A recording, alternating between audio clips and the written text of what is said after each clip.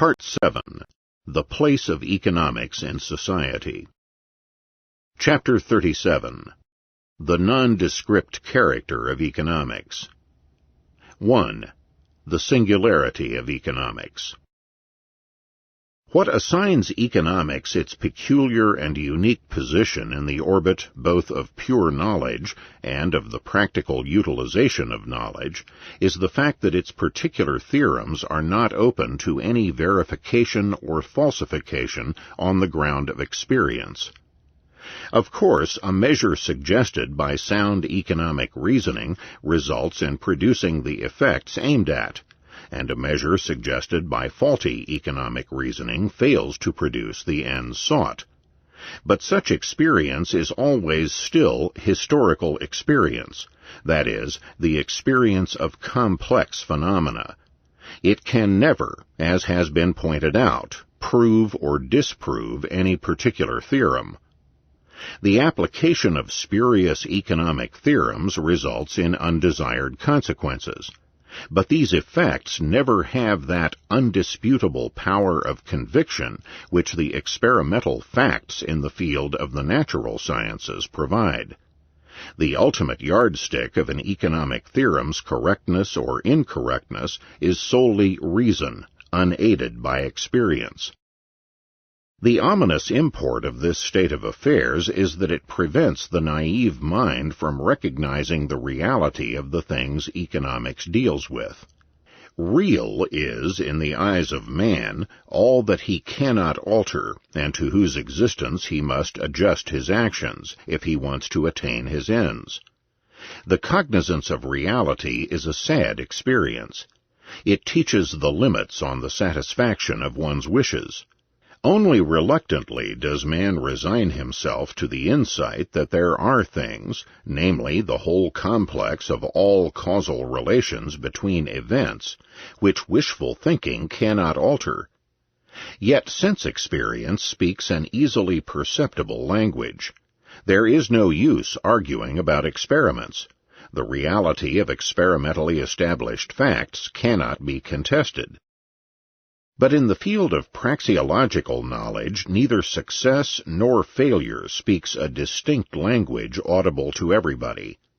The experience derived exclusively from complex phenomena does not bar escape into interpretations based on wishful thinking. The naive man's propensity to ascribe omnipotence to his thoughts, however confused and contradictory, is never manifestly and unambiguously falsified by experience. The economist can never refute the economic cranks and quacks in the way in which the doctor refutes the medicine man and the charlatan. History speaks only to those people who know how to interpret it on the ground of correct theories. 2. Economics and Public Opinion.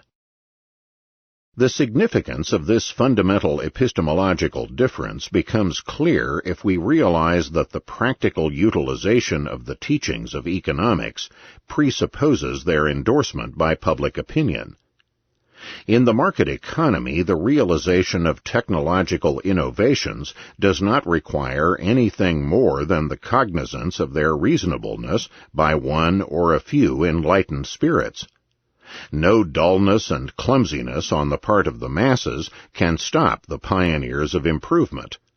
There is no need for them to win the approval of inert people beforehand. They are free to embark upon their projects, even if everyone else laughs at them. Later, when the new, better, and cheaper products appear on the market, these scoffers will scramble for them.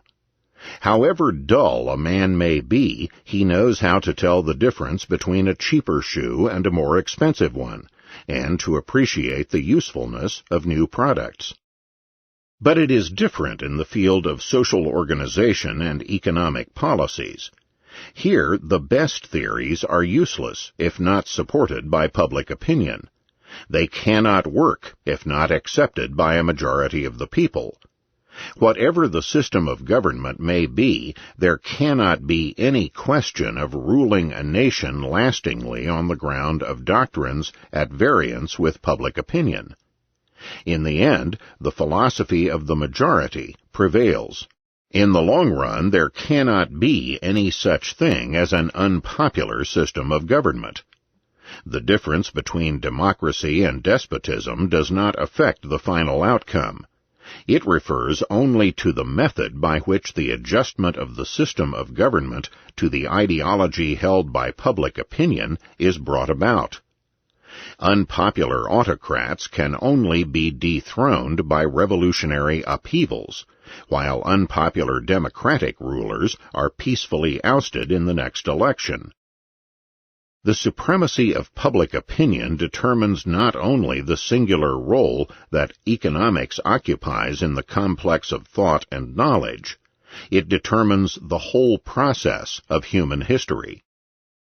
The customary discussions concerning the role the individual plays in history miss the point.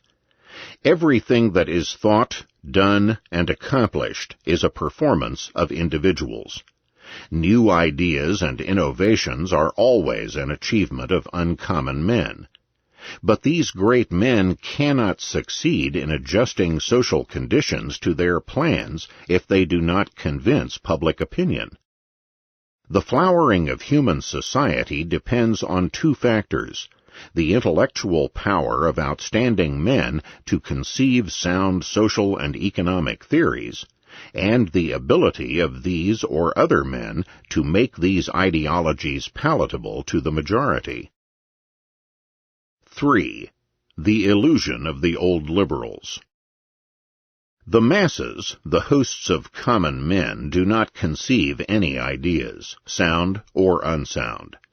They only choose between the ideologies developed by the intellectual leaders of mankind. But their choice is final and determines the course of events. If they prefer bad doctrines, nothing can prevent disaster. The social philosophy of the Enlightenment failed to see the dangers that the prevalence of unsound ideas could engender. The objections customarily raised against the rationalism of the classical economists and the utilitarian thinkers are vain. But there was one deficiency in their doctrines. They blithely assumed that what is reasonable will carry on merely on account of its reasonableness. They never gave a thought to the possibility that public opinion could favor spurious ideologies, whose realization would harm welfare and well-being and disintegrate social cooperation. It is fashionable today to disparage those thinkers who criticize the liberal philosophers' faith in the common man. Yet Burke and Haller, Bonald and de Maistre, paid attention to an essential problem which the liberals had neglected. They were more realistic in the appraisal of the masses than their adversaries. Of course, the conservative thinkers labored under the illusion that the traditional system of paternal government and the rigidity of economic institutions could be preserved. They were full of praise for the ancien régime, which had made people prosperous and had even humanized war. But they did not see that it was precisely these achievements that had increased population figures and thus created an excess population for which there was no room left in the old system of economic restrictionism.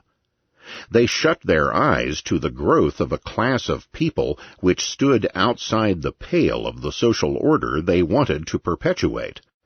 They failed to suggest any solution to the most burning problem with which mankind had to cope on the eve of the Industrial Revolution. Capitalism gave the world what it needed, a higher standard of living for a steadily increasing number of people. But the liberals, the pioneers and supporters of capitalism, overlooked one essential point. A social system, however beneficial, cannot work if it is not supported by public opinion. They did not anticipate the success of the anti-capitalistic propaganda. After having nullified the fable of the divine mission of anointed kings, the liberals fell prey to no less illusory doctrines, to the irresistible power of reason, to the infallibility of the volonté générale, and to the divine inspiration of majorities. In the long run, they thought, nothing can stop the progressive improvement of social conditions. In unmasking age-old superstitions, the philosophy of the Enlightenment has once and for all established the supremacy of reason. The accomplishments of the policies of freedom will provide such an overwhelming demonstration of the blessings of the new ideology that no intelligent man will venture to question it. And, implied the philosophers, the immense majority of people are intelligent and able to think correctly. It never occurred to the old liberals that the majority could interpret historical experience on the ground of other philosophies. They did not anticipate the popularity which ideas that they would have called reactionary, superstitious, and unreasonable acquired in the 19th and 20th centuries. They were so fully imbued with the assumption that all men are endowed with the faculty of correct reasoning that they entirely misconstrued the meaning of the portents. As they saw it, all these unpleasant events were temporary relapses, accidental episodes to which no importance could be attached by the philosopher looking upon mankind's history sub specie aeternitatis. Whatever the reactionaries might say, there was one fact which they would not be able to deny, namely that capitalism provided for a rapidly increasing population a steadily improving standard of living. It is precisely this fact that the immense majority did contest. The essential point in the teachings of all socialist authors, and especially in the teachings of Marx, is the doctrine that capitalism results in a progressive pauperization of the working masses. With regard to the capitalistic countries, the fallacy of this theorem can hardly be ignored. With regard to the backward countries, which were only superficially affected by capitalism, the unprecedented increase in population figures does not suggest the interpretation that the masses sink deeper and deeper. These countries are poor when compared with the more advanced countries. Their poverty is the outcome of the rapid growth of population. These peoples have preferred to rear more progeny instead of raising the standard of living to a higher level. That is their own affair. But the fact remains that they had the wealth to prolong the average length of life. It would have been impossible for them to bring up more children if the means of sustenance had not been increased. Nonetheless, not only the Marxians, but many allegedly bourgeois authors assert that Marx's anticipation of capitalist evolution has been, by and large, verified by the history of the last 80 years.